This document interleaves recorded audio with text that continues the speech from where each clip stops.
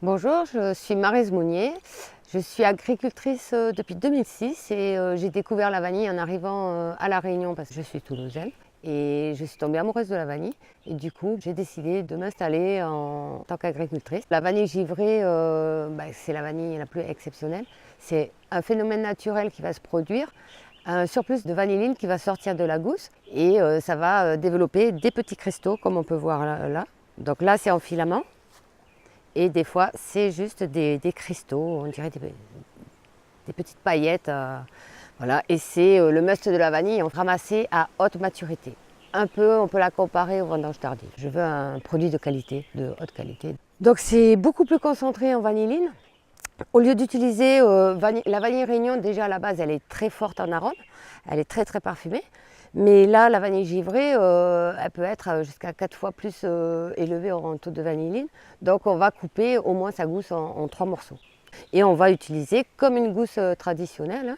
On va la fendre et on va mettre les graines dans la préparation, ainsi que le bâton, parce qu'il y a tous les cristaux qui sont dessus. Les cristaux vont se coller à la paroi du verre. Et quand on a fini son tube, on ne va pas laver son tube, on ne va pas le jeter non plus. Et on va faire infuser de la crème ou du lait, suivant sa préparation. Et on va mettre dans le tube et on va récupérer tous les cristaux qui sont restés collés. Voilà, on voit bien quand c'est au soleil. C'est surtout à ne pas jeter une fois fini. J'étais pas du tout dans l'agriculture, donc j'ai passé mon diplôme agricole. Je me suis inscrite à la MEXA avec une entreprise agricole. Et entre-temps, j'ai entendu parler d'un projet c'était pour relancer la vanille. Et c'était sur le Petit Brûlé en pleine forêt, milieu naturel.